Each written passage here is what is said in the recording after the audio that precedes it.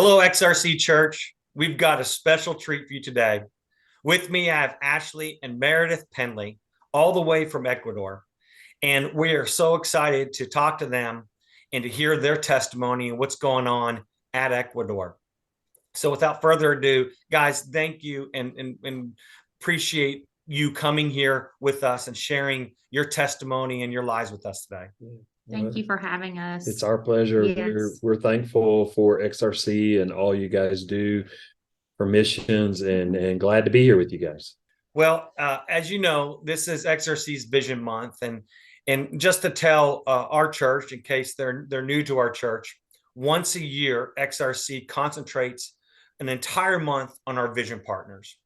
And what that means is we have strategically partnered with people in ministries that we believe are taking the gospel to the edges of the world. Some are here in Clayton, some are in North Carolina, and some, like you guys, are internationally. And we partner through really three different ways. We partner through prayer, and we make sure that we focus on what goes outside these four walls of this church. Of course, you know, we partner through our finances, and then we also partner as far as participation, and we partner to where we can go in and we can help out. And some ministries, obviously more local, is a little easier, but I know that we've had a group go down to Ecuador several years ago as well. And so we feel honored to be able to partner with you all and with your ministry. And I know that you guys have had several years of success, but also a lot of trials. And so we just wanted to kind of reconnect with you all and talk about what's been going on there. And so people probably don't know, if they don't know the Penleys, they don't know that you guys are actually from North Carolina. You and Meredith were married in 1999, and I know that you guys have three kids. You have a young boy and then two girls, all teenagers at that age. And we were just talking a little earlier. I've got three teenage girls, so I understand how it is, you know, to raise teenagers. It's been a lot of fun, and sometimes not so much fun some days. But you know, you guys made a decision. You made a pretty major decision several years ago, working with Assemblies of God, and decided to become world missionaries. And I know you've been doing this since 2010, but tell me a little bit more about your family, about your wonderful children, the sacrifice that you guys made to make that lifelong decision of being missionaries. Yeah, well, for us, we were youth pastors there in North Carolina. We were actually at the time in the Raleigh area, and were heavily involved in the leadership of the district camps there when God called us. And it was an unusual moment. You expect teenagers to hear from the Lord about their call and different things at youth camp, but we were leading the youth camp, and the camp speaker called all the leaders forward and said he wanted to pray for them first, and felt that the Lord was going to speak to some of them about a change in their call. And we went forward just out of obedience to the altar, with no idea that God was going to speak to both of us. We were on separate ends of or different ends of the altar, and the Lord spoke to us about going on the mission field. So yeah, and then it was a process of a number of years of, you know, praying and the Lord speaking to us and kind of giving direction to where we would end up here in Ecuador. You want to share about the family a little? Yeah. Our family, you know, we, at the time when the Lord called us, and during that time, Aiden, our son, was like 15 months old, and we had no idea we would have two more girls, and which was a total God thing, because they were going to need each other as a family here in Ecuador. But it's great. We, you know, had that time to wait and pray about it. Sometimes the Lord calls you, and it's not going to be immediate, but it's going to be a process, like Ashley said. And that was good for us, because the Lord had developed some things in us personally that we needed, and as a family that he knew we were going to need fast forward years later to sustain us, and tools that we needed as missionaries to become missionaries. So yeah, so the Lord called us, and, you know, as a family, our kids, when we left for the mission field to study Spanish in Costa Rica and the culture, They were 7, 3, and 2. Yeah. So it was a big jump for us, first time in our life without a vehicle. And the Lord just really had a lot of changes in our hearts. And it was good for us to learn, to have a broadened worldview of everything, and to learn how to depend on the Lord and not just, ourselves. Yeah. So Absolutely. I'm sure the 3 and 2-year-old just thought they were taking a trip and really didn't understand it. But what was your oldest? Was a 7-year-old worried or Yeah. scared or anything going on there? I feel like he was excited. Yeah, we were talking earlier, he at that age, his concept of it was we were coming here and we were going to live in mud huts, and it was going to be, or in a tree house of some kind here. Sounds like a The blast 3 for a and the 7-year-old to be in a treehouse, Oh, yeah, he was a little disappointed because our first years we lived in Quito, which has 4.5 million people and is the largest city we've ever. Yeah, he was a little disappointed. Our daughters, the youngest, she's more Ecuadorian than she is American. I mean, she very much understands that she's American and she's from the States. But I remember the first time we returned to the States with her, and we were talking about going to Walmart as soon as we got there to pick some things up, and she was like, "What is Walmart?" She had no idea. No idea. What was her first those impression? things. Is she a Walmart fan now, or Take it or leave it? But I think the thing that struck us the most was that the younger two, walking around in like rural, neighborhoods in North Carolina would say, like, why does everybody have a car? Why does everybody have 2, 3, 4 cars here? Because luxury here to have a car, one car. Yeah. So yeah, it's pretty wild to see. Where's Pretty the bus different. and where's the taxi? And right. Yeah. So you picked Ecuador, and you said you were originally in the city, but then you moved up. I'm gonna make sure I get this right. Cotacachi, is that how I'm saying it right? Yep. So Cotacachi, Ecuador, which I was looking at the map, and it's very close to the equator, which sounds really hot.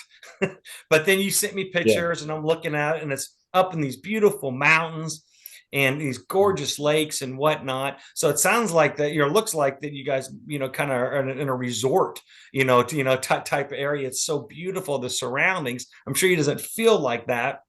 But tell me a little bit about kind of how you got to Cotacachi.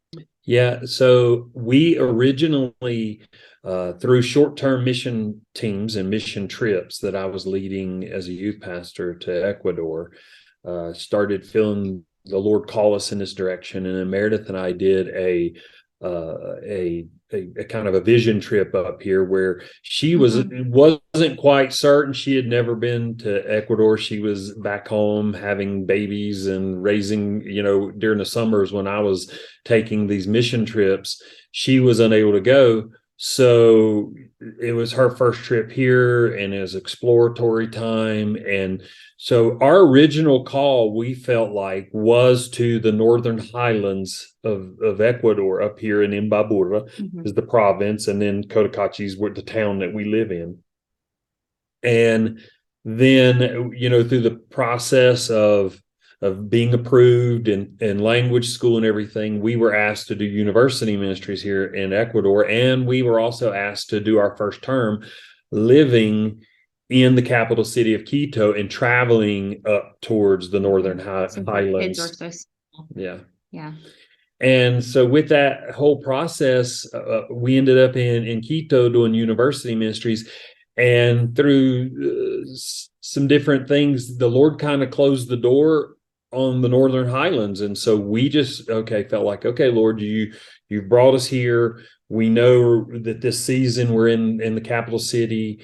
And so we just started that process. We would travel outside. We traveled all over Ecuador promoting university ministries. We were doing it in the capital city there in a couple of large universities.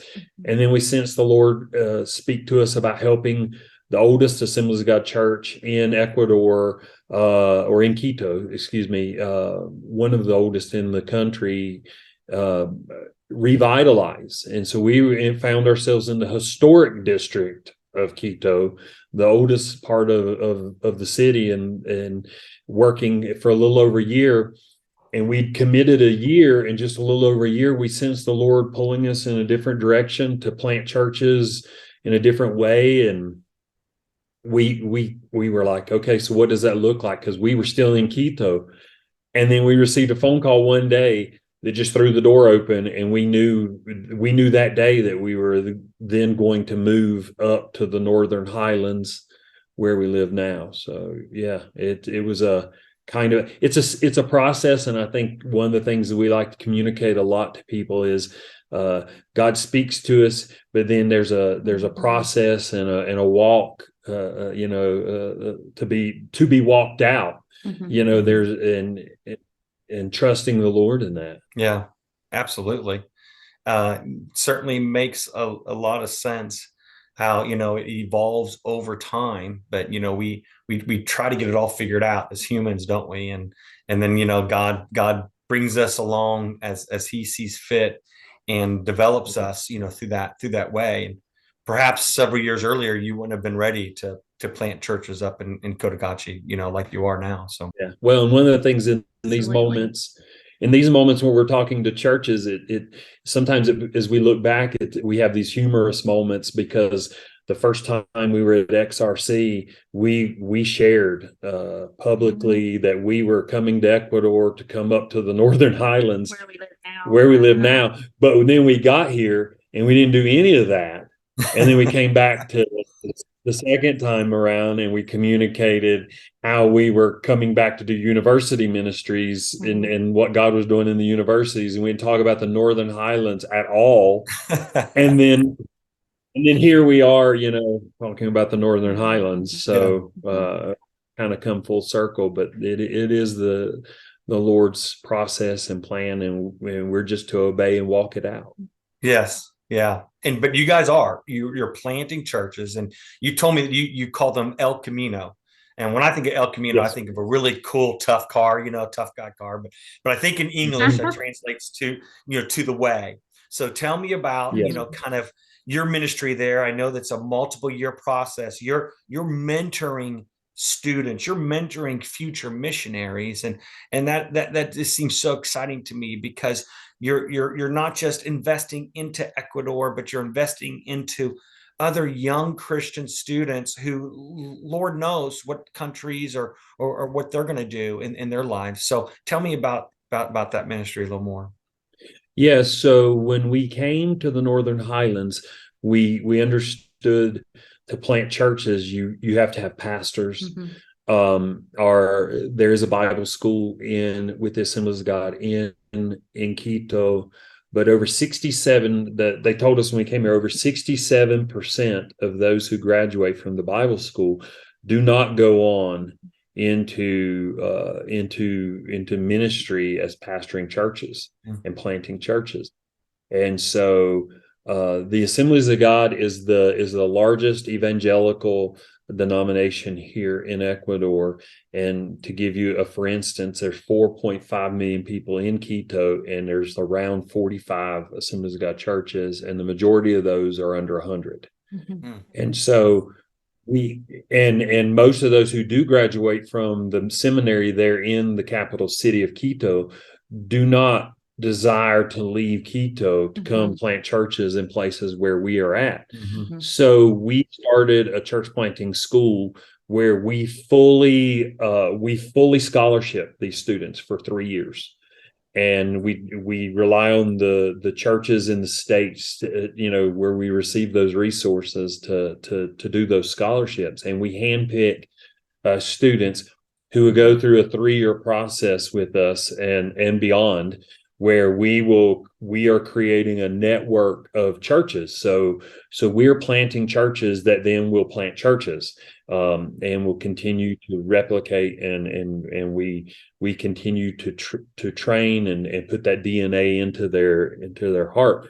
So the idea is that we would plant a church with them. So they are studying seminary level classes here with us, plus doing leadership, plus doing church planting, and then alongside of us. And then a big part of it is, where is their heart? Because as we looked at the church planting model here for Latin America and specifically Ecuador, it was a 12-month or 12 module process to start with, where you gave reports monthly of what you were doing. But it was in third year into this process was when they started identifying their character and their leadership of the pastor, their heart. And we said, that's the first thing you got to do, not the last thing you do with a church planter. So we started school and started, we basically relaunched a failed church and as a training ground, and then we planted a church, and then we've got some Bible studies started in Quechua communities currently. Yeah. We also have, I don't know if Ashley shared, we also have young missionaries, brand new missionary associates that are discovering their call, that are here working with us as we mentor them and help them find their niche and what they're sure of their calling. So. Awesome. Now I know that planting a church here in America is challenging in and of itself, but Ashley, talking to you not that long ago, you were telling me how it's not just go in and erect a building and invite people and they just show up. You're planting churches in parts of the world where it's really an spiritually anti-Christ mentality, a satanic mentality, and expand upon this story a little bit. But you were telling me about a local lady who you brought to Christ, and come to find out it's her grandmother is in a town close by, is the witch doctor of that town. She's the one that all the young ladies go to because she acts as a midwife, but she's the local spiritual leader in that town, and she's a professed witch doctor. And you were able to get her granddaughter to Christ. And then you were telling me that often when you go into a town, there's a local Catholic church, but the priest of that Catholic church is typically the primary witch doctor for that town. Now, I don't know a lot about that stuff, but I've never had to encounter that here in Clayton, North Carolina. So that seems to be very specific to Ecuador, where you're at. But this is fascinating to me. Tell me more about what you guys face with. So we started to reach out to a community called Alambuela, and started to do some children's ministry in that community. And this young lady, she's 20 years old. We also do university ministries, as I shared earlier. So she's 20 years old, is attending it's considered a technical college here. It's a small little community college in the town where we live, and so she travels in and out.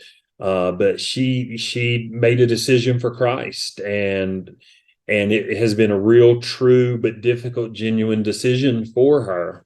Where her mother was very angry about it. Her grandmother, who is the witch doctor, and her are close, but have had very, at this point in time, very kind of direct conversations that are of their opposing views. And we're even looking now to help with a water project there in that community. But we just had a meeting with what they would call is the directing board over their water project for that community. And so it's a very hierarchical system of community leaders, or we would say chiefs is the way we think of it, but they don't use that word, but the leaders of the community. And we found ourselves, since we've talked, we found ourselves at a meeting at the witch doctor's house, because she is on the directing board over controlling of the water. And so it's been a very interesting journey of dealing with her. We're believing, and you, that's a prayer point for XRC, where that she would come to Christ as the witch doctor and be set free from all that is controlling her life.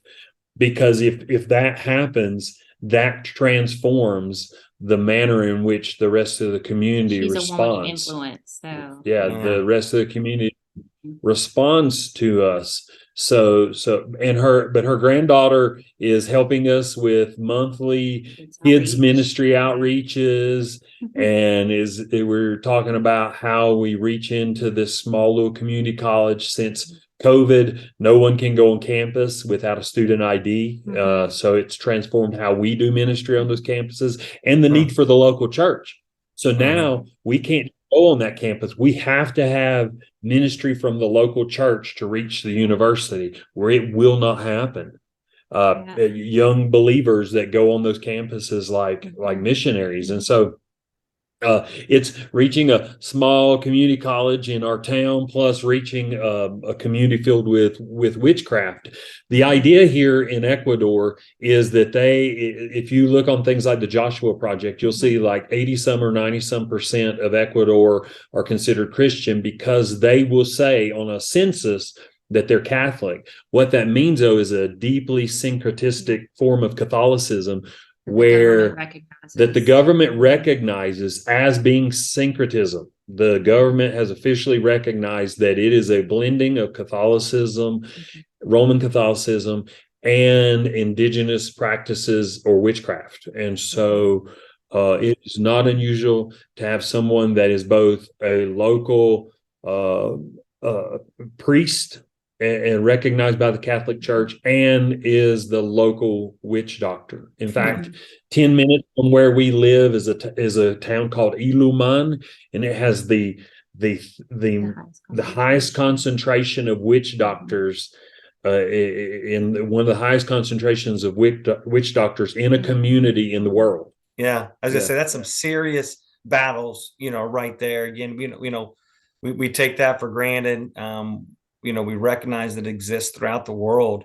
But fortunately, if that exists, or however that exists in America, I should say, is relatively hidden. While Christianity is under attack in America.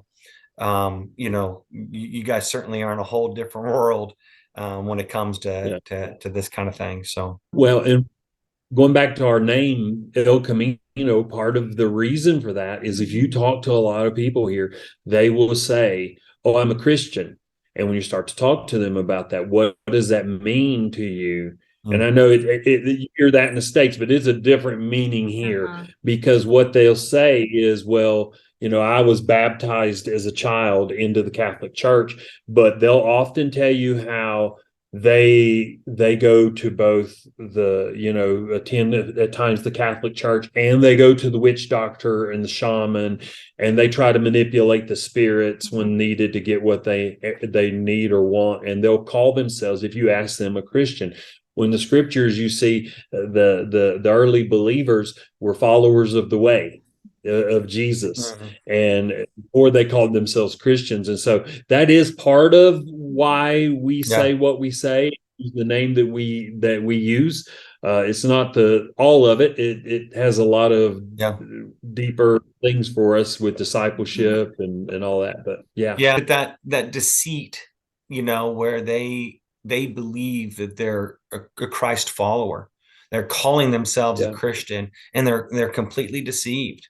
I remember my dad telling me one time, the thing about people when they're deceived is they don't know it, right? Because they're deceived, and they don't know the difference, and so they're going along with their lives just believing that they're good. Check, got that box checked. I'm good, and I'm sure it's quite a revelation to realize, to talk to you all and realize, man, I'm actually not. I'm not on my way to heaven. I'm not a Christ follower.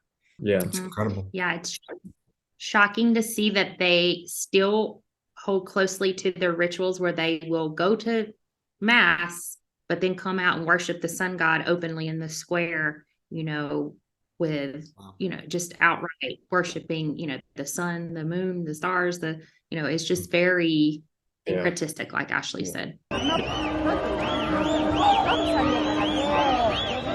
So what you're going to see in this video is a good example of the syncretism, or the blending of the witchcraft and the indigenous practices here of worshiping the sun god and the Catholic Church. So the square in front of the Catholic Church, they do something during Inti Raymi, which is the sun god festival, and it's called the Taking of the Square, where dozens of indigenous communities around Cotacachi begin to drink and dance and prepare themselves, and they dance and march into the square here in Cotacachi, sometimes from miles away, drinking the whole time. They're carrying chains and sticks and different emblems, and they wear some very specific hats that they have taken weeks to make. And it's to protect their heads. You're also going to see some things on there that's going to be kind of strange to you. You're going to see things like swastikas on some of these hats and make you ask questions. And part of that is how Satan works across the board. If you were to talk to a lot of these people, they wouldn't understand Adolf Hitler or Nazis, but they're going to have the symbols on their hats. And a lot of it's just how the enemy works, how syncretism works. But the taking of the square is the idea that the community that can outlast all the others through dancing and partying the longest, and then even if it turns to violence and fighting amongst themselves, whoever takes the square in this strange type of battle, worshiping the sun god, is in control of the spiritual climate for the coming year, and has a greater standing and control of the spiritual climate even within that Catholic Church. And so every year here in the Cotacachi area, whether it's right here in Cotacachi or outside in between the communities, people die. And they believe spilled blood is the preparation for blessing for the coming year. So spilled blood is just part of the process, and so it is meant for people to get hurt, is meant for people to die, and they believe that it brings blessing. So it's a really strange. And then after that's over, these communities, some of them will get along just fine with peace for the rest of the year, because blood's been spilled and it's over. And so it's a really, my goodness, strange example of the syncretism here in Ecuador. That's incredible. What a different life that you guys are experiencing and a part of.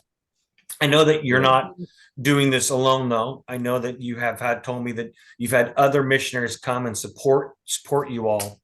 You mentioned an older retired couple that was coming up and helping you start a children's ministry, and then a lady that had a passion for Ecuador. I believe her name was Stephanie Marsh, and she actually was bringing in teams. She's from North Carolina as well, and she was bringing in medical teams once a year to kind of come and help the community. Tell me about these good people that are supporting you as you support this area of Ecuador.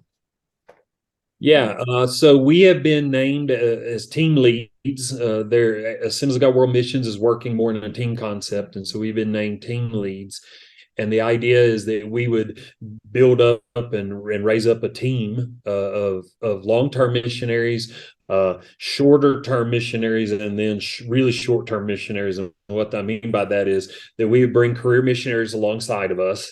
That would be part of our team, like this older couple you were sharing about that are close to retirement after many years here in Ecuador, responded to God and to come up here and just really be a support system for us that was critical in some great times of need for us.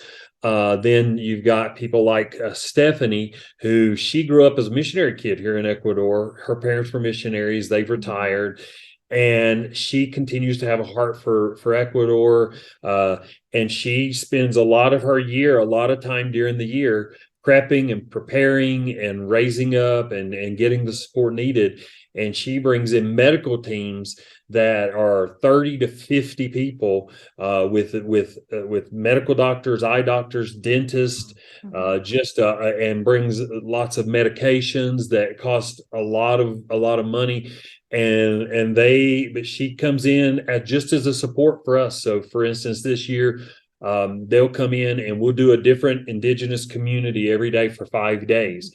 And that, with these medical doctors, that opens doors for us to build relationships in closed indigenous communities that will not have us in just to walk in and say we're missionaries, but they need the medical care. So they are, and we openly share the gospel. So everyone that'll pass through a medical clinic will be seen by a doctor, seen by a dentist, will receive glasses if they need them to read, reading glasses.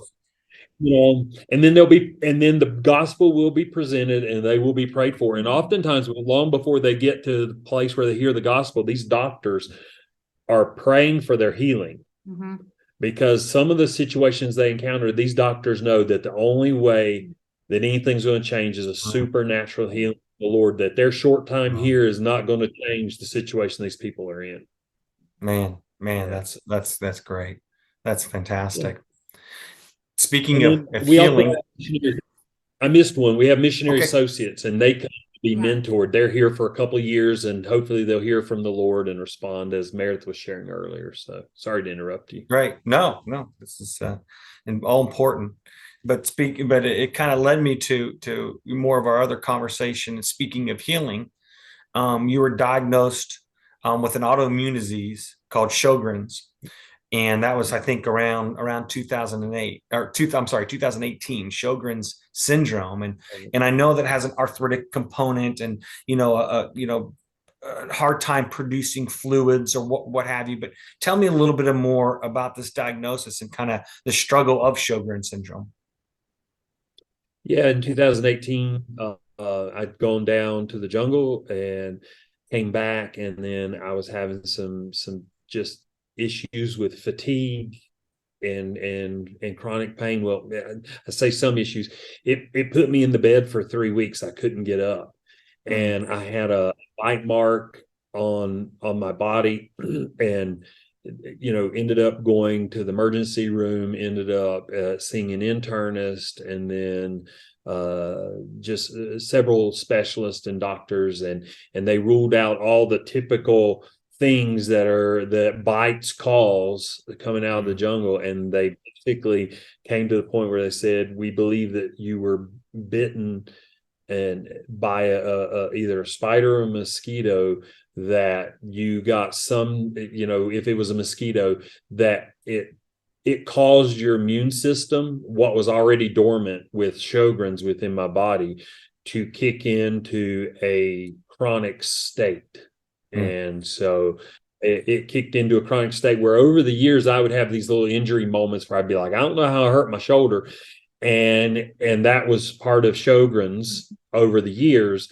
And then when it went into the chronic state, they said, you may just stay in a chronic state. It may settle back down eventually, but you're always going to, once it kicks in, that you're going to have issues. And so for about 3 years, I dealt with it daily, arthritis throughout my body and fatigue mostly.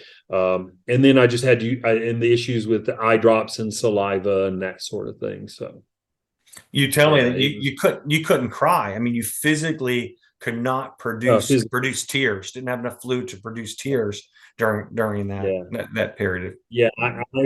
I would still have the sense of emotions at times where someone would cry and it was painful, and I looked like a really bad Hallmark movie at times where you got that physical crying action. There's just no tears. Yeah, bad actor, huh? Yeah, one of the hardest things for me to see during this time, because I married a former cop, firefighter, tough guy, right? During the time of Sjogren's, where it hit him the worst, he was having to use a cane to do, major walking, because, we live in the mountains, everything's up and down hilly. And so when he got to the point where he was looking for canes to use and braces for his joints, you know, his knees and his ankles. I'm thinking, what is going on here? Like, this is not good. Yeah, way too So, young to have to do that for sure. And yes. then things got a little bit worse.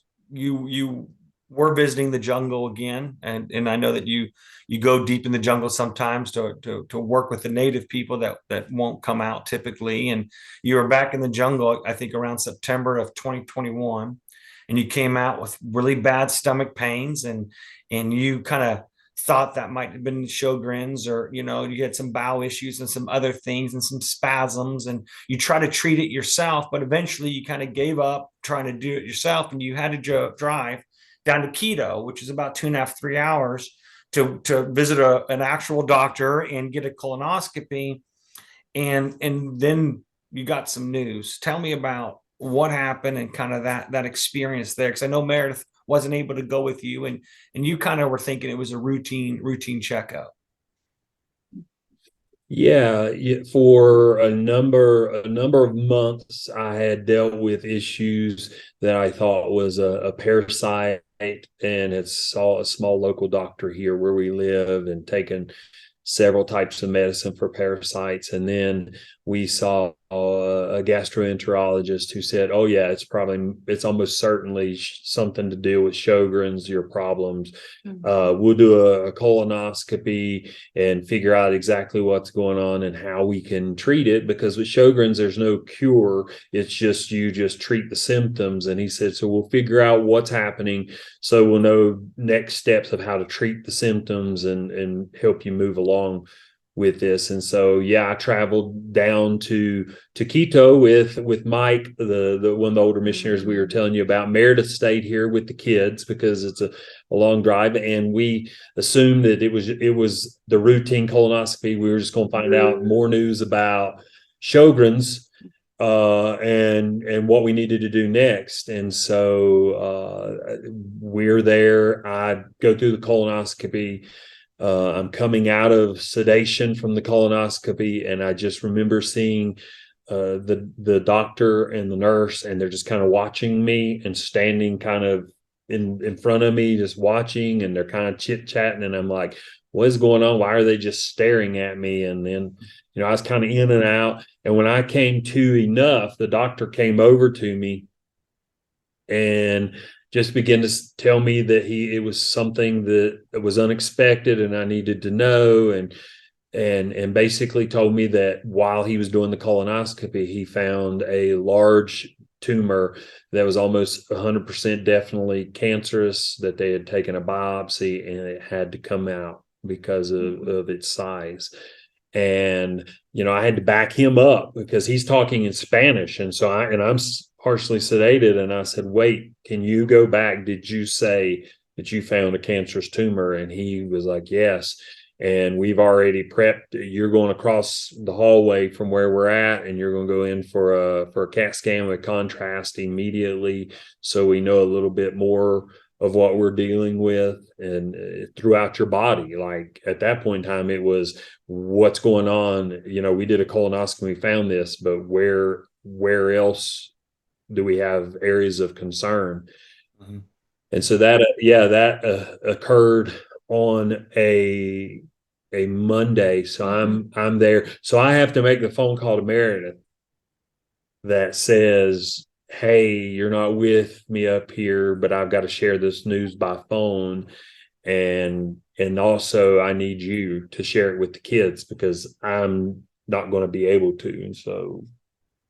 Yeah, Meredith. Yeah. So you get the phone call, and I don't know what you're expecting. Do you want me to bring you home something from Quito, or you need lunch or something? I'm sure you're expecting a very routine call, and he lays this bomb on you.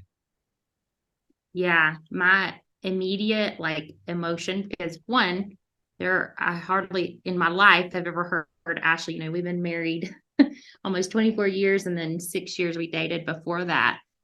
I'd ever heard him cry like that. And he's crying on the phone, and I hear him say the doctor is 100% sure this is cancer, And my first emotions were like shock, like I'd been hit by a truck, and fear, like just gripped by fear of death. And feeling like lonely because we're, so far away from family and friends, and we're in a remote part of Ecuador where we don't have the missionary body with us close by. And thank God he had sent that older couple to be with us, who had also been through a traumatic event with their son years ago here. And so the Lord knew we were going to need them. And so, I thought, how am I going to do this? How am I going to tell my kids their dad has cancer? And so in that moment, my first thought was, call mom. What do most of us do? Call mom, call dad, Mhm. and called my mom. And the first thing she said to me, because I could barely vocalize what I needed to say. And without saying I was afraid, she said, Meredith, this is not a death sentence. This is not a death sentence, and God is still on the throne, and he's going to take care of you guys. And I totally needed to hear that in that moment. She said, let me pray with you. And you're not going to lie to the kids. You're just going to go out there and be honest with them and just share with them, cry together, pray together. And that's what we did. I went out there and I was like, Lord, you're just going to have to show up supernaturally because I just don't have this in me right now. And went out and shared with our kids. And it was just, it was a really hard day. They all three handled it because their personalities are so, so different, handled it very differently. But in the same time, there was a sweet presence of the Holy Spirit just, with us that day until we could be with Ashley again later that night. And I, of course, reached out to everybody, in our circle in North Carolina, which included Stephanie and other pastors' wives that I knew, and said, I don't know what to do. I just need you to pray. We just need you to pray. And so Sometimes the ministers need ministered to, real. yes, absolutely. Absolutely. And I don't even know if this is okay with you, but the very first scripture that a close friend in ministry gave me was Psalm 112, 6-8, that says, surely the righteous will never be shaken. They will be remembered forever. They will have no fear of bad news. Their hearts are steadfast, trusting in the Lord. Their hearts are secure. They will have no fear. And in the end, they will look in triumph of their foes. It's good. Sorry. It's very good. Yeah, that it's easy to have faith and hope when life is good. But when your world's shaking like that, that's when that's when your faith gets tested. But that's when we lean on the word. That's the scriptures are there for that time. So what a great friend to bring you directly to that heart of that verse. Yes. So Ashley, you're telling me, Ashley, you're telling me that the doctor said here in Ecuador, we've got to get this out now. And you've told me that in your post anesthesia sedation that you have to call and kind of get prior authorizations for some things. So you're on the phone trying to talk to your insurance company and trying to, not knowing the future, trying, 3 hours away from your wife and kids and just wanting to be hugged and to be with them. Kind of how, what was going through your mind? What were you thinking during this process? Yeah, for me, sometimes when news like that comes, it stunned me, but then I kick into do something mode, and so I'm calling to get authorization. What costs $10,000 in the U.S. costs $600 here, but you got to pay for it up front, and then we have to ask for reimbursement. But I'm calling to make sure that this is okay because I've never been through this. So I was like, I don't know what's going on, and I just so I'm calling to try to make sure, and not making a lot of sense, I'm sure to people. And then just the news that it needed to come out. I mean, I was in full like, let's just stay here today, tomorrow, the next, like, it cut it out of me. Like, it's cancer and I want it out now. Mhm. And that wasn't quite what the Lord, I'm thankful that the Lord didn't allow me to do what I had in mind during that time, because I just wanted it out. Yeah, Yeah. absolutely. This thing's growing in me, and it will kill me, and I want it out. I mean, I certainly can understand that. But you you end up calling Stephanie Marsh in Wilmington, and told her about, amongst several of your friends, but told her about what was happening. And Stephanie, you were telling me that Stephanie was able to get a hold of one of the surgeons who you had met just a couple years earlier in one of her annual trips. And we were in 2021, though. It's September 2021. So most people are still under COVID lockdown. Most hospitals, most places in America, especially going back and forth internationally. But Stephanie was on it, and she called her local church. She talked to the doctor, that surgeon. Tell me kind of what happened from that point. Yeah, Meredith had called Stephanie and was having a lot of the conversations, so she might want to add something in here. But yeah, I mean, Stephanie talked to the doctor and told him what was going on, and so I get home, and part of that conversation with Meredith is that Stephanie's talked to Dr. Tinsley, the surgeon, and he said to get on a plane today. Yeah. Well, there's no getting on a plane the same day here. I mean, there's only a couple flights at that time. I think there was like one flight in and out of Ecuador because of COVID to the U.S. And so that was like Monday night late after all that happened, and he got back home. And then by Tuesday morning, she was like, Dr. Tinsley says, you need to get home quick, get it out of you as fast as possible, and look for a flight. Yeah. And she said, look for a flight, and our local church is covering it. I'm sending you a picture of the credit card, and just get the tickets, whatever they are. It doesn't matter what they cost, get the flights. And so the quickest flight we could actually find and actually make it to the airport and get out was on Wednesday night. Wednesday morning. Yeah. It was Wednesday morning, landing in Raleigh Wednesday right at midnight Wednesday night. So we arrived in Raleigh right at midnight. Some pastor friends met us there at the airport, had a place for us to stay, a hotel already. Snacks. Pick us all up. Yeah. Thursday morning, we went to a rental car, got a rental car from the church. Drove to Wilmington, and by mid-morning, by a little after 11, we were at the surgeon's office, and he was, immediately saw us and said, just kind of talked us through what it looked like. And he said, I've already looked at everything. It's got to come out. Stephanie had translated everything. We'd sent all the tests. The neat thing here in Ecuador is they just give you the stuff, the access to all your tests, and you're responsible for controlling your own files, the medical stuff. And so we sent it to him. He said, yeah, it's got to come out. It's very aggressive cancer.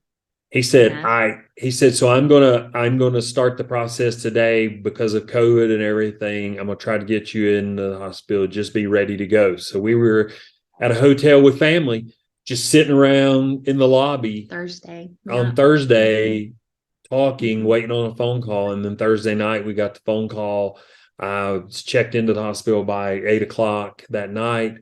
7:00 the next morning, I'm prepping for surgery. Wow. Yeah, prepping for surgery, and they come in and we're taking a Sharpie to his abdomen, and I'm like, well, what are you doing? And they're like, well, we didn't get a chance to tell you this, but it's possible that he could have an ostomy bag. And I'm like, for how long? And we don't know. It just depends on the success of the surgery. It could be reversible. It could not be. So yeah, because they have to take out part of your intestines, and then obviously that was where the ostomy bag would come in, and there's anytime a surgery like that is done, there's a chance that it can end up being a permanent ostomy bag, which you're finding out just a few hours before your actual surgery. So it just continues to compound and compound, at that point. So Yeah. tell me, Yeah, tell me, guys. they Go ahead. minutes. They marked me up minutes before my surgery. They were literally putting me in anesthesia as they were marking me up. That's You're finding how, about ostomy minutes before you're going under, huh? Yeah. Yeah, yeah. that's tough. So, all this is happening in a matter of just a few days, and yet, you're running a business. I mean, you're running a ministry. You've got people depending upon you. You've got things to do. Your schedule probably was made that week on Tuesday and a Wednesday, and for the next couple of weeks. Next thing you know, your entire life gets flipped upside down. You're not just sick for a couple of days. You're leaving your country. You're leaving everything behind. You and your family are taking off to America with no idea what's going to happen to your ministry, more or less to your own health and well-being. Ashley, share with me kind of that battle that you were having with the Lord, with the conversation that you were having, with kind of the why God type of situation.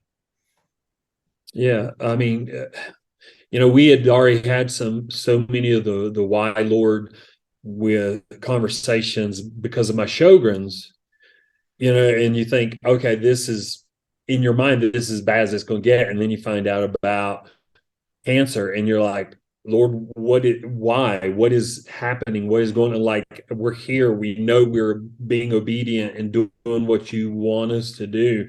Why is this happening right now to us? And what's going to happen with our ministry? And what's going to happen? Like, you start thinking that you're the one who is responsible for everything and builds the church. And yeah, it was just a real torn feeling of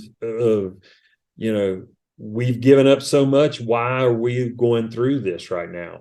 You think thoughts that you thought prior you would never think. No, it's a lot. Kind of, but I thought things that if you'd asked me months earlier, would you ever feel or think this way? I would have said, oh no. And it was something in my heart the Lord was dealing with. It's you think your faith is completely always there and it can't get any worse, and the Lord's walked you through stuff, and then this happens. So, and you're certainly, your ministry is centered around the two of you and that core there. But with you guys not there and having no idea when you were gonna come back, I think it kind of jeopardized what you had built up to that point. Yeah. The Lord sent that couple just months prior, the older couple to help us, and they just dove right in. They had been through crisis before here in Ecuador with their son, and said no, it didn't really throw them. I mean, it was difficult, and then our students, we sat down in that brief period when we were like, we had at that time we had 4 students, and we sit down with them on a Tuesday and say, we're leaving tomorrow morning first thing, and like, we don't know when or if we're ever going to, we just don't know. But in our mind at the same time, we were also being overly optimistic in some ways and going, we'll probably be back in like 3 months maybe. And we don't know, maybe it's just surgery and then I come back. And they were like, our students were like, well, we're here, because we gave them the option, you can go home, like this is like this, you didn't sign up for this. And they said, no, we're gonna stay, and we'll just figure it out and figure out, how to keep the church going. So actually, you go through surgery and you're coming out of surgery, you're coming out of anesthesia. And of course, if anybody's been through surgery, been through anesthesia, it feels instantaneous. You start counting down from 100. Next thing you know, you're awake and it's over.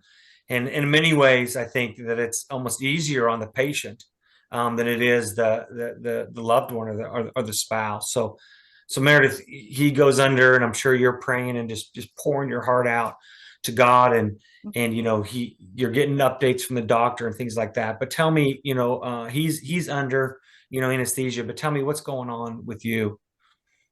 Yeah, it was tough because, during COVID, they were only allowing like one person in. So I was by myself in the hospital, and hospital I'd never been in before, in a town where we didn't know, just only Stephanie and Dr. Tinsley. And so I was in the coffee shop basically just praying and waiting to hear from the doctor.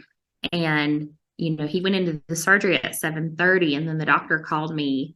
It felt like 30 minutes later. It was like unreal how fast they did that surgery. And he called and he said, Meredith, he said, I have really good news for you. He said, Ashley's in recovery now. He said, the surgery went way better than I expected. And he said, he does not have an ostomy bag. And I was just like, praise you, Jesus. Because I was thinking, Lord, on top of everything, Sjogren's, now we're talking about cancer. How can we have an ostomy bag on top of that and serve you in missions? How are we going to do this? So, but putting that behind and just focusing on the moment, okay, that's one piece of good news. We're just going to cling to that, and I just wanted to see Ashley. And so, I was super happy sending out all these messages like the surgery was successful. Praise the Lord. Cause I was just having people pray for successful surgery to get the tumor out and no ostomy bag. And so when I got to see Ashley, we were just sitting there talking about how good the Lord had been to us in less than a week's time, all the prayers, all the things that he had taken care of, as you heard previously. And we both just start to just weep, just cry at, the goodness of the Lord and how he had kept his hand on us, even though we were going through something that felt impossible, just fiery. And I looked at Ashley and I said, oh my gosh, you are crying tears. And he was like, I am Yeah. Meredith said earlier that she had not heard me cry when I called her right after finding out. I was doing that, the Hallmark movie thing. I would cry and the sounds and all that, but no tears would form. And in this moment, there's tears flowing, and Meredith's like, hey, you're forming tears. And we knew, we kind of thought just you knew. were crazy. People thought you were crazy. Oh, you have actual tears. They didn't know about your show. How you hadn't had tears in years. Since 2018, 3 years of that. And I was like, oh my word, you are, we both kind of knew instantly that God had healed him of Sjogren's, but it wasn't confirmed medically. So until we went to, several of his doctor's appointments. But we would go into doctor's appointments, several different doctors that we saw, and every time I would, they even sent me to a rheumatologist to talk about my Sjogren's, and they were like, we don't know what to tell you. There's no connection between taking out a tumor and your Sjogren's, and we've got. The rheumatologist is like, okay, y'all going back to Ecuador, come back in a year when you're doing your cancer stuff, and we'll see how things are going for you. But just no one had an answer for a reversal of Sjogren's other than the Lord healed me. And it was crazy because during the next week when he was released from the hospital, waiting for our follow-up appointment and results from the surgery and the lymph nodes and all of that, he's like, Meredith, I'm sore from the incisions, but I have no pain, no joint pain, none of that, none of it. So, it was okay, there's a glimmer of hope. Yeah. I had 5 different incisions on my body, and I felt the best I'd felt in years. and looked like, even post-surgery, Meredith was like, your color's different, you just look totally Amazing. So here in this experience, we were able to identify a large tumor, remove that, and then the Sjogren's also just miraculously gets healed at the same time, which was not something you guys were expecting or even thinking that was even a possibility. and then you find yourself being able to have real emotions and be able to express those through tears and saliva and arthritis and all the things that you weren't being able to experience in the past. And the doctors went ahead though and diagnosed you with I think you said stage 3C cancer, and removed several lymph nodes, some that had cancer in it and some that did not. Is that correct? Yeah, they went ahead and removed 20 lymph nodes and to get a good margin, and said that it had gotten into 7. So Okay. it had gotten out, perforated the colon wall and gotten into 7 lymph nodes, but they felt very comfortable that they'd gotten everything. And so the terminology they used was, there is no detectable cancer via technology, yet we know that there's still cancer cells in your body. It's just not, it's just not detectable. And so because it went to a 3C, they said you're going to have to do an aggressive form of, but because of your age and your health, you're going to have to do an aggressive form of chemotherapy for 6 months. And that threw us, because we were kind of under the impression that it might be like 3 months of chemo and it's going to be kind of a mild thing. So that was another one of those kind of gut punch moments. But at that point in time, we were kind of like, okay, Lord, you've keep seeing us through things, and you've healed me of Sjogren's and the tumors out No of me. ostomy. Yeah. No ostomy. And, So much to be thankful for.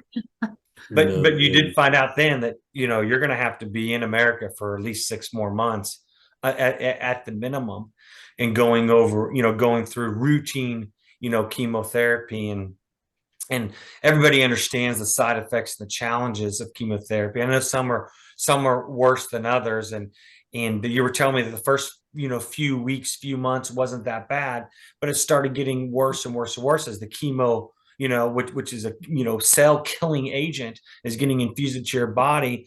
How that's getting worse and worse and worse. But at the same time, Meredith, you started having medical issues. You had a thyroid issue since 2019, and you guys decided that, hey, this is the time to go ahead and deal with that, because it was getting worse, right? It wasn't getting better, and you decided to have surgery. Kind of tell me about that decision with Ashley going with what he's going through. You're away from your ministry, you're in America, and then you also have a bout with medical issue.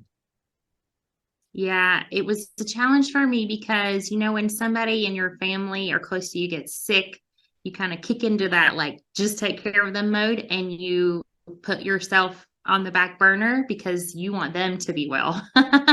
And so in 2000, like you mentioned, they had discovered a benign thyroid nodule on my thyroid when I was like 25, but just kept an eye on it, and it was never growing. But like you said, in 2019, I'd seen my endocrinologist here in Ecuador. He said, Meredith, you really need to have that taken out. Strikes hit here in Ecuador. And then shortly after they came out of those in December, COVID hit in February. And so everything was locked down here. And when we came into the States for Ashley's cancer, from Dr. Tinsley to the nurses in the offices, everybody that saw my thyroid enlarged would say, I don't need to, be nosy, but are you going to take care of that while you're here? Like, that looks urgent. Yeah. Dr. Tinsley talked to me for like 5 minutes to start with and he says, well, I know what's going on with you and what we need to do. And he's like, Meredith, what's going on with your thyroid there? And what do we need to do? And they talked more with her actually for a little while. The thyroid, that's how serious it had gotten during COVID. So they'd my endocrinologist sent me to a surgeon. He said, it's time to have that taken out, even though we've in the past deemed that it was benign, but it's getting large. And so the surgeon that I saw said, Meredith, this is the largest I've seen in a long time, in years. And he said, you have to have this out. You cannot wait, to have it done. And that was right before Christmas. And Ashley was only into maybe not even halfway by that point. So the soonest they could see me was like, or have it taken out was January 3rd. And that ended up falling right as Ashley was getting into, the first 3 chemo treatments. You're like, I can do this, I can do this, I can do this. And then it builds up, it's cumulative in your body. And so I'm so thankful we were living in the missions house near my parents in Burlington, because that allowed us to be not only near friends in ministry, but also family during that time, because that was a tough surgery due to the size. It's a lot longer than we expected, and it was outpatient, but it was like all day. Yeah, it was probably it was probably more invasive for Meredith in the healing process, way more than mine, because the technology they used with mine. And it was probably 3 times longer. The surgery took 3 times longer than mine, probably. Like I said, I think I was in and out surgery in like 45 minutes. Yeah. And Meredith was in surgery for 3 and 4 hours. And they, they initially said they were expecting to be an hour and a half, 2 hours. So I'm, going through chemo, sitting in a waiting room at the hospital. And I was like, oh, wow. I mean, this is taking a lot longer. Yeah. And it was a lot more invasive for her. I mean, I have small incisions that they made for mine and removed a sizable section of my colon, but she had an incision that ended up going from one side of her neck all the way to the other through the muscles. Wow. And and it was just an incision. It wasn't like little arthroscopic thing. So and I just kept praying, Lord, because I couldn't talk because it's so close to your vocal cords, and it's out of whack there. And I just kept praying, Lord, I can't even take care of myself. I can't take care of Ashley right now. And just allow me to be able to talk again. Because they said, there's a big chance that you might have your vocal cords damaged, Oh my. And I'm thinking, oh, Lord, like, I need to be able to tell people about you. I need to be able to take care of my husband and my family, and if you want us to go back, Lord, to Ecuador to serve you there, I just trust that you're gonna heal me. And it just took a lot longer than I thought, but but you it was did do it. It's another surprise curveball. I mean, again, you're the identifying of the colon cancer and yanking you guys out of Ecuador and all the unknowns there. And then this is something that that you have to deal with, but all of a sudden now becomes even a bigger issue, in some ways. And leave it up to your spouse, by the way, Ashley, to steal your thunder. I mean, if this was supposed to all be about you, and she, but I mean, what an amazing curveball of trial it is. Just when are we going to get through this? When it rains, it pours, and here we go, a whole nother situation that's completely unknown of the future once again. Yeah, something that the Lord taught both of us, a big lesson during that time, was that He doesn't have to have us. He doesn't have to have us. He invites us to be a part of what He's doing. And a good friend of ours, a believer, was also going through cancer, stage 4 colon cancer at the same time. And she told us, she said, you know what, this isn't about you guys. This isn't about us. It's about the Lord getting glory from this situation. And I just, we both clung to that. Like, okay, Lord, you're going to allow us to go through this, and you're not going to leave us, but you are going to get the glory through it. And we had several people prophesy that didn't know each other over us in this situation, this hard time that we went through, and say, the Lord is going to use this to bring healings in Ecuador when you go back. So that's good. It's amazing. Yeah, that's a perfect segue, really, because there is no testimony without trial, right? And you're living and breathing testimony, and you have to go through certain things in life so that you're refined and you're able to kind of connect, if you will. Jesus came to earth as a man, so He can go through all the things and relate to us. He can go through all the emotions and all the temptations and all the struggles, and we know that He knows what it's like to be human. And so that's why he did that. And I think it's the same way with your guys' testimony here, that, whoever you're going to minister through over the next 15, 20, 30 years, you can call back on this. But Ashley, you Yes. were yanked from your ministry, and things were still kind of not 100% sure if it would ever go back the way it was. And I thought Meredith said that very, very well. When you come from your normalcy, then, well, I don't know what's going to happen, but it's not really about me. But you had to feel like, man, I've built this up, and now I can't even oversee it, and I don't know what's gonna happen. Tell me about how that this trial played with your emotions about your ministry and the decade that you've spent building this ministry up. It was interesting at the very beginning of right before I started chemo, and at the very beginning of chemotherapy, I thought, I'm gonna just stay in touch. I'm gonna be doing things like video stuff like this. Yeah, I'm gonna be able to keep things going and help run things. And then I couldn't at all. Like, I mean, I just could not. Like, chemotherapy just got worse and worse, and I could not. And then the Lord just kept dealing with my heart, and a statement came out of my mouth that I've said multiple times. And I said, you know what? If it dies during this time, it was supposed to die. If what we've done can die in this amount of time, then it needed to die, and we needed to do it different.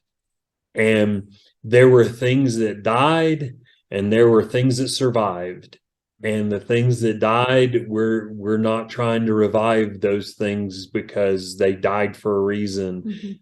And it put me in a place where now that we're back, it's like, it's his. I mean, scripture tells us that he will build his church and the gates of hell will not prevail. It doesn't say that we will build it. It says he will build it. We're a part of just of being obedient.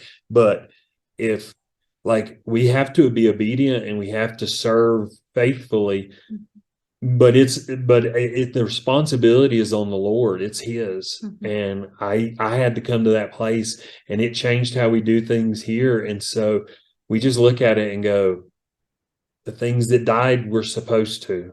And so, and sometimes you mourn. It's just like in ministry, it's just like when something dies, you mourn the death of something. And we had to mourn it and go, but it's dead. We're not here to do CPR on it. And it's gone. So yeah, it's the Lord's in his time. You told me that you feel like you're now better missionaries because of this experience. Yeah. I definitely feel that we are better missionaries, different missionaries. I think that it's like you were speaking of earlier, when you have to learn, like, it's easy to talk faith. It's easy to do that, to regurgitate what you've heard your whole life in church or what you've read your whole life. It's another thing to, like, stand on it and declare it with somebody, right? And when working in a third world country where people are struggling just to make it that day, just to have the money to buy what they need for that day, and they don't have access to good medical care, they don't have access sometimes to clean drinking water, just basic things, soap, whatever, but we have come back different and changed, where we had to ourselves in a different way learn how to stand and have faith and declare those promises with faith that the Lord was going to come through for us. And he did. And the people kind of got to, knew who we were. And now they see us back, and now they are hearing why we're back. And so the Lord is using that to allow us into their life and into their lives and into their communities, because they know we've been through what we've been through and that we've had to learn to stand on that faith. And it took a lot of faith. They've said to us, even non-believers, we can't believe you're back. Why are you back? God must have a reason. for Yeah. you to be back here. Like he absolutely does. Yeah, Yeah. there were a lot. Uh-huh. There were a lot of people and pastors and just people in the town that we live. Some of, like I said, non-believers that have said, "Yeah, we never thought you would come back." Mhm. And then, one of the things is we've heard people that will come here for short times, and for us, I mean, we feel it. They will say, "There's so much need. It just feels like a tidal wave. It's just overwhelming." And one of the things for us is we've come out of this and said, we're like, I'm not, and I don't want anybody to misunderstand what I'm saying. There's not enough compassion ministry resources to fix, Meet all the needs. to meet all the here. needs. Mhm. And so we're, one of the things that we talk a lot with people about is we're sorry, we don't have any more of this to give. But what we do have is Jesus. And if you'll just put your trust and put your hope, and even believers, that we have young believers that recently come to Christ and they're struggling and they don't have jobs and they don't have money, and we're just saying, put your hope in him, put your trust in him, put your faith in him. Like, it can't be us as Americans, because they'll come to us and they'll be like, can you help me find a job? And I'm like, I don't have, no, I can't. I don't know how to find you a job here, because there are none right now.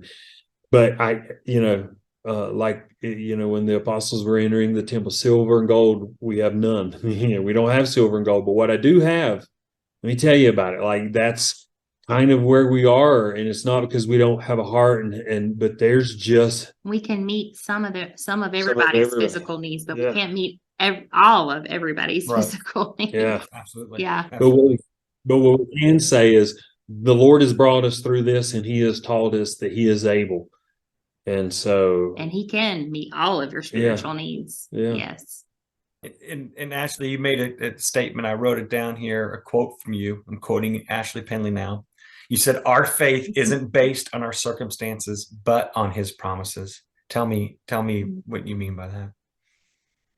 yeah, circumstances change a lot here. And we talk to our churches and our friends, and we say, look, if you open his word, there are promises in there, and he is not a liar. God is not a liar.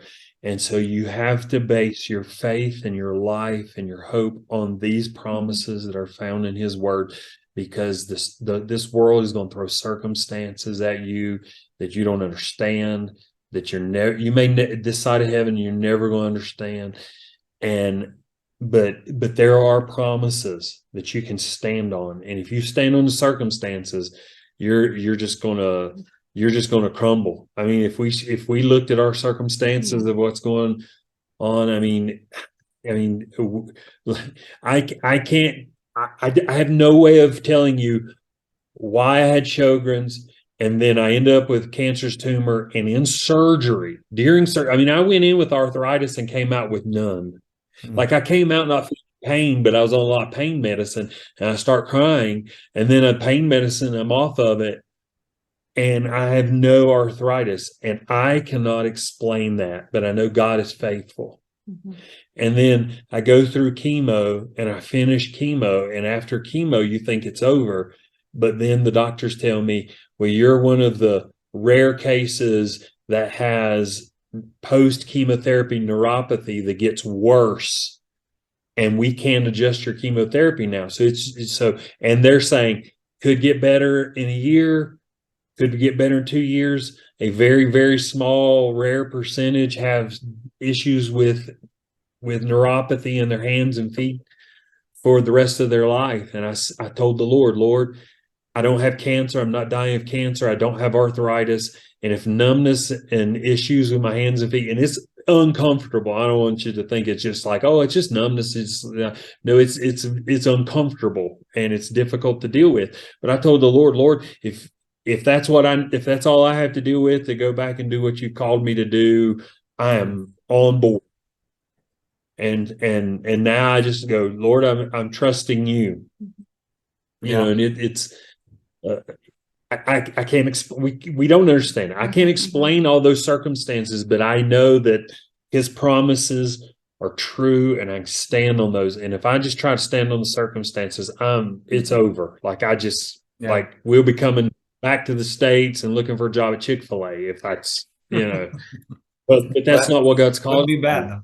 Yeah. Yeah. Yeah. And that's No, not what the absolutely. Lord calls us to. And so I look at his word and I say, you have to stand on that and trust that. And we've talked about this.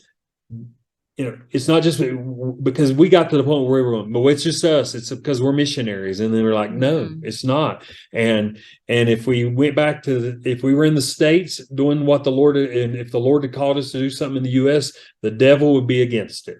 And he's against it here and he's against it there. Now, spiritual warfare here is the most brutal I've ever encountered in my life here where we're living. I tell people that we lived a few hours to the south in Quito, and it was a different situation.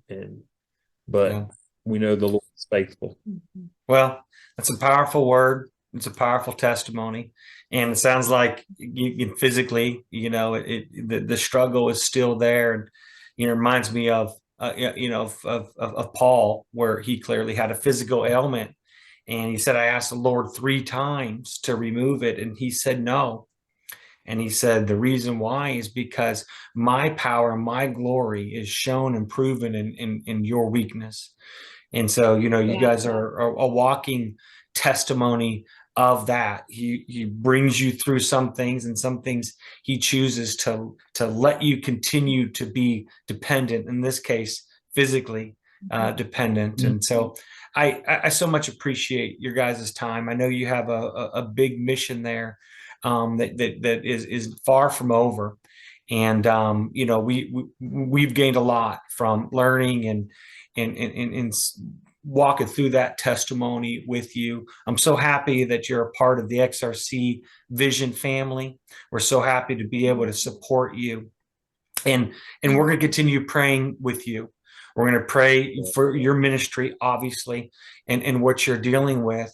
We're going to pray for your health, the neuropathy that you're struggling with, Ashley. And I know, Meredith, you're still having some recovery and difficulty there with the throat and in the neck. And then we're going to continue to support you financially. One of the amazing things that I love about XRC is that every year during the month of March, we raise monies, we raise offering, and it's tens of thousands of dollars. And we're able to raise that money and then make sure that 100%, every penny of that money goes out to our vision partners. And so we're proud to be able to say, hey, listen, you can count on us that for this year coming up, doesn't matter what happens to our church, this money has already been raised, and it is coming to you. And I want to be able to do that financially here at XRC for your ministry, but also, in prayer and in partnership. And so thank you guys again, for your time and your ministry. And please let us know, how can we continue following you? Is there a fan page, I think, that you told me about in the past? What's best to keep up on what's going on in the Penley's world? Yeah, the best to keep up with us is look us up on like Facebook personally. We have some fan pages with Facebook and Instagram. I can send you guys some links to that, and you can put them on the screen or whatever. But yeah, that hope for the Highlands with the number 4. So okay. Hope for Highlands. Yeah. Okay. Yeah, we'll put that. Yeah, we'll put that on the screen for everybody. So thank you guys so much for your time. God bless you. Please let us know what else we can do to support you. Amen. Thank you guys for your support in the world. Yeah.